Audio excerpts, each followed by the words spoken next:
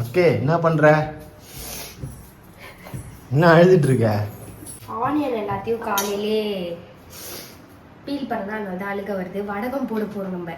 So first process. ஓ, cut பண்ணி இப்போ எல்லாத்தையும் இது பண்ற.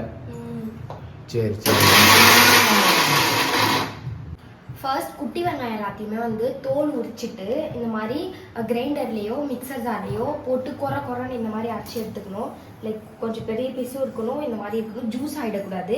ஸோ அதுக்கப்புறம் வந்து ஒரு 1/2 ஸ்பூன் மஞ்சள் அண்ட் கல்லுப்பு யூஸ் பண்ணணும் இதுக்கு. ஸோ கல்லுப்பு இந்த அளவுக்கு கல்லுப்பு, 1 ஸ்பூன் அளவுக்கு கல்லுப்பு போட்டு கையாலே பிசைஞ்சிக்கோங்க. ஸோ இப்படி நல்லா பிசைஞ்சு எடுத்துக்கலாம். பிசைஞ்சு எடுத்துட்டு இதை அப்படியே போயிட்டு 2 பிளேட்டில் வைக்க போகிறேன். ஏன்னா கொஞ்சம் அதிகமாக இருக்குது.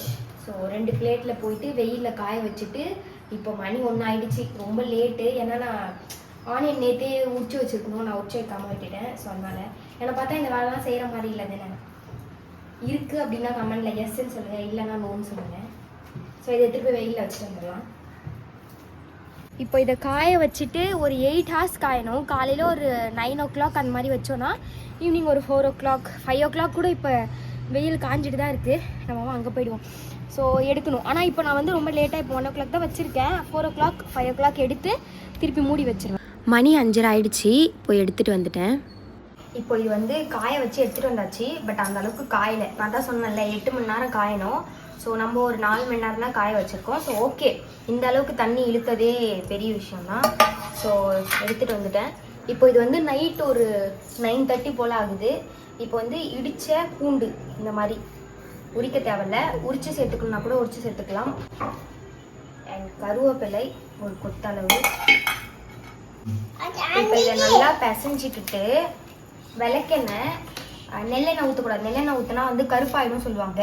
50 ml தான் நான் எடுத்திருக்கேன். ஏன்னு பார்த்தீங்கன்னா இது வந்து 1 கிலோ கரெக்டாக 1 கிலோ வெங்காயம் தான் இதில் இருக்குது. ஸோ 1 கிலோவுக்கு 50 ml. 50 கடுகு. 50 கடுகுன்னு இல்லை, இப்போ இதுக்கு எனக்கு தேவையான அளவுக்கு கடுகு தெரியும். ஸோ நான் போட்டுக்கிறேன். பட் 1 kgக்கு வந்து 50 கிராம் சேர்த்துப்பாங்க. 2 kgக்கு வந்து 100 கிராம் சேர்த்துப்பாங்க. ஸோ அந்த விதத்தில் தான் சேர்த்துருக்கேன்.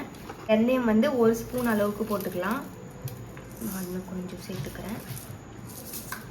எனக்கு தெரிஞ்சு கடுகு இன்னும் கொஞ்சம் சேர்த்துக்கலாம். ஏன் அப்படின்னு பார்த்தீங்கன்னா அப்போ தான் பொரியும் போது இது நல்லா ஃப்ளேவர் கிடைக்கும். அண்ட் இது வந்து சீரகம் 1 ஸ்பூன் தான் நான் சேர்க்குறேன். 1 kgக்கு நான் 1 ஸ்பூன் சேர்க்குறேன். எனக்கு தெரிஞ்சது 1 kg கம்மியாக இருக்கும், என்னை ஏமாற்றிட்டாங்கன்னு நினைக்கிறேன். அண்ட் சோம்பு வந்து கொஞ்சமாக சேர்த்துக்கோங்க. எல்லாத்துக்குமே நம்ம சோம்பு போட மாட்டோம். இது வந்து காரக்குழம்புக்கெலாம் யூஸ் பண்ணுவோம். ஸோ அதனால் சோம்பு கொஞ்சம் கம்மியாக போட்டு இது பண்ணிக்கலாம். அண்ட் ஃபைனலாக இதை நல்லா இப்படி கையாலே பிசைஞ்சிக்கோங்க. உளுந்துமே வந்து கையளவுக்கு எடுத்துக்கிட்டேன். உங்களுக்கு உளுந்து எக்ஸ்ட்ரா வேணும், உளுந்தோடைய ஃப்ளேவர் நல்லா பிடிக்கும்னா நாங்கள் இன்னும் கொஞ்சம் கூட போட்டுக்கலாம். இப்போ நானுமே வந்து இதுதான் ஃபர்ஸ்ட் வந்து தனியாக வந்து நான் வடகம் போட போகிறேன். ஸோ அதனால் 1 kg மட்டும்தான் எடுத்திருக்கேன். ஸோ அடுத்து வந்து ஒரு 8 kg போடுற மாதிரி ஒரு ஐடியா இருக்குது. இது எந்த அளவுக்கு வெயிட் வந்து கடைசியாக வருதோ அதுக்கேற்ற மாதிரி. விளக்கெண்ணெய் வந்து ஃபுல்லாக ஊற்ற மாட்டேன். ஏன் அப்படின்னு பார்த்தீங்கன்னா கொஞ்சோண்டு வச்சுப்பேன். காலையில் அது வந்து யூஸ் ஆகும். இப்படி நல்லா ஸ்ப்ரெட் பண்ணி ஊற்றிக்கோங்க. எல்லா இதுலேயுமே படணும்.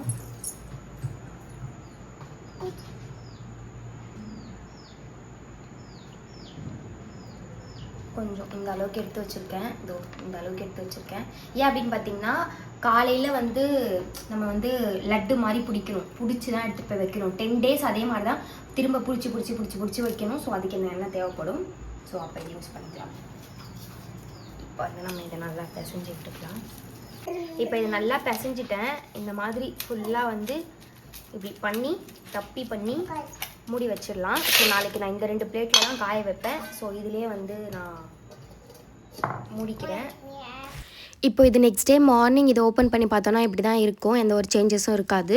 ஸோ இப்போ நம்ம என்ன பண்ணணும் அப்படின்னா, நேற்று ஆயில் அப்ளை பண்ணியிருந்தோம்ல, அதை நல்லா பிசைஞ்சு விட்டுட்டு உருண்டை பிடிச்சி வைக்க போகிறேன். நான் ஏன் உருண்டை பிடிச்சி வைக்க போகிறேன், இது நார்மலாகவும் இப்படியே உதிரியாகவும் வைக்கலாம். பட் நான் ஏன் உதிரி பண்ணாமல் உருண்டை பிடிச்சி வைக்க போகிறேன் அப்படின்னு பார்த்தீங்கன்னா, உருண்டை பிடிச்சிங்க அப்படின்னா ரொம்ப நாள் வரும். நம்ம 6 மந்த் வரைக்கும் இல்லை 1 இயர் வரைக்கும் வச்சுக்கலாம்.